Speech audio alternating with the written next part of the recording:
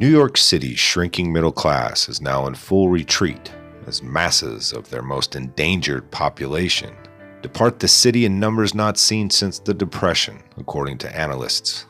After decades of sharp income erosion in the face of relentless tax increases, couple that with escalating living costs and wage reduction through technological changes, the full extent of this shocking exodus is laid bare in the latest U.S. Census data.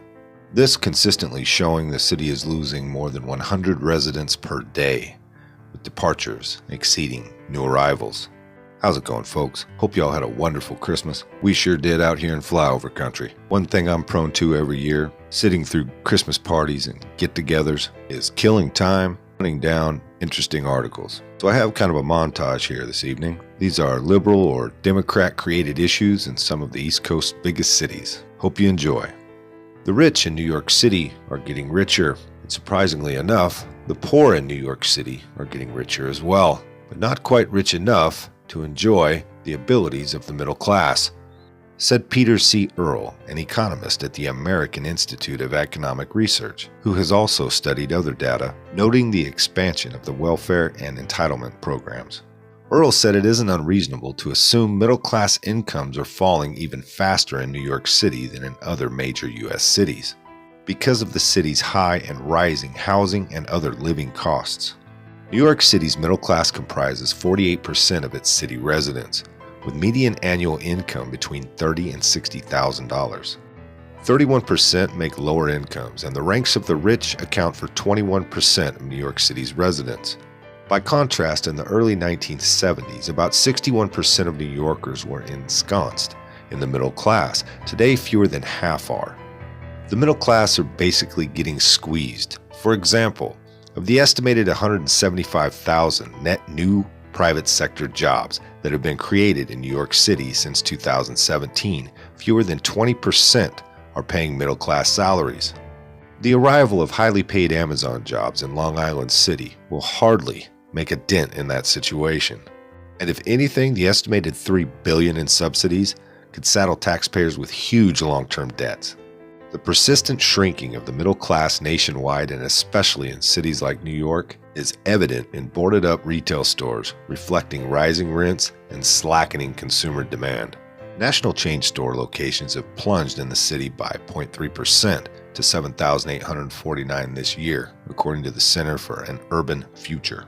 And a record 18 chains have vacated all their city sites in 2018. One sector under a business boom is food pantries. Despite a city unemployment rate of 4%, New York food pantries report elevated levels of demand, especially during the holiday season. More than 1 million New Yorkers now worry that they won't have enough food for their families, according to recent studies. Alrighty folks, let's head on over to Beantown, where Donald Trump's greatest economy ever hasn't had a very good effect on Boston's homeless population, as it soared 14% over the last year. On any given night across the U.S., more than 500,000 Americans are homeless, according to the 2018 Annual Homeless Assessment Report, published by the Department of Housing and Urban Development and distributed to Congress last Monday. Homeless trends across the country are accelerating for the second year in a row. In Massachusetts, HUD data shows homelessness jumped 14.2% from 2017 to 18, an increase of more than 2,500 people, the most significant jump in the nation. The latest figures show an estimated 20,000 people are homeless in the state. That population has fluctuated in the last several years. It was higher, for instance, in 2014 and 15. Since the 2008 stock market crash, homelessness in Massachusetts has soared by nearly 5,000 people, or 33%. The vast majority of people currently homeless are sheltered, according to HUD. Charlie Baker, governor of Massachusetts, has made it a top priority to move homeless people from motels, tent cities, and temporary shelters to more stable housing options. The Federal Reserve artificially juiced the real estate market by holding the federal funds rate at the zero lower bound for many years. In return, housing prices soared as wages did not keep pace. So, many people were priced out of homes and currently can barely afford the rent. This kick the can down the road Obama economic housing affordability crisis has been a significant driver of homelessness for the greater Boston region and many parts of the state. Our state and local partners are increasingly focused on finding lasting solutions for homelessness, even as they struggle against the headwinds of rising rents, HUD Secretary Ben Carson said in a statement. Nationwide, a 2% rise in the unsheltered homeless population has been seen this year. Those are people living in vehicles, tents, and/or on the city streets. However, unbelievably, this report does show a glimmer of hope for the homeless crisis on the West Coast. The total number of people living on the streets in Los Angeles and San Diego, two epicenters of the homelessness crisis, slightly declined in 2018, suggesting officials in these cities are actually combating the problem, maybe. Or it could have just been a batch of bad heroin came across the border. Alrighty folks, let's take a look at what once was considered a beautiful city, Baltimore, which is on the verge of a homicide record this year. Baltimore is on the verge of implosion. The city is an opioid hellhole. It has the most extensive wealth inequality in this country. Its millennial base is fleeing the city, heading to the suburbs to escape the out-of-control murders. To say Baltimore is struggling to curb violent crime as the city's total homicides are expected to breach 300 in the next coming days is an understatement to say the least. As of last Tuesday, there had been 297 murders this year. The city had fewer than 300 homicides per year from 2000 to 2014. However, the number of murders climbed in 2015 to 342 amid the 2015 Baltimore riots, which civil unrest destroyed 285 to 350 businesses, 150 vehicle fires, 60 structural fires, and 27 drugstores looted. The out-of-control homicides points to the need for more tools in the approach to curb violent crime. Mayor Catherine Pugh strengthened the city's Safe Streets program, in which former criminals act as intermediates in disputes to prevent widespread violence. I don't know about you folks, but I'm not getting the feeling this program is going to work out so well. The mayor has repeatedly said in 2018 that crime is down. Meanwhile, the total number of murders are about to breach 300, near record levels.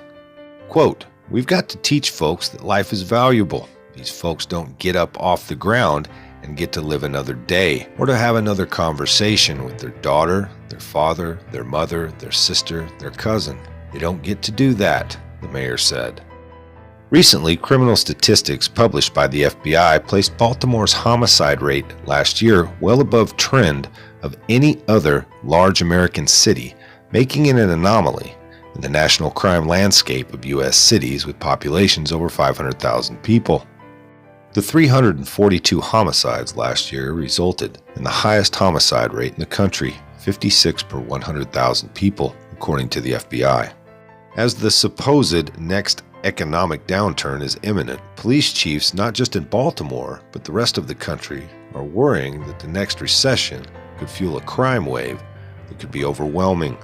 Now the sad thing is, folks, I can keep going up and down the coast. Washington, D.C. hasn't seen the amount of murders they're experiencing this year since the crack epidemic. We can work our way inland. Detroit and Lansing have worked their way into the top 10 most violent cities in the country. And of course, there's Chicago and St. Louis. St. Louis, of course, being the deadliest in the United States this year. The overall point I would like to leave you with is this: the violence, the poverty, the general suffering, hell, the crumbling infrastructure, the hemorrhaging debt. Set those things aside and look at the one common denominator. These cities are all ran by corrupt, incompetent, irresponsible, and reckless Democrats, where voters are locked in by unions, the welfare state, or just brainwashed into a nanny state ideology that is proven time after time to create nothing but death and misery. Well, folks, that's about it for that one. If you liked it, hit that like button. Subscribe if you haven't. Leave a comment down below. There's a PayPal link in the description box, so please leave $1 in the bucket on the way out the door. And until next time. No. Come on, move. Move. Easy, easy.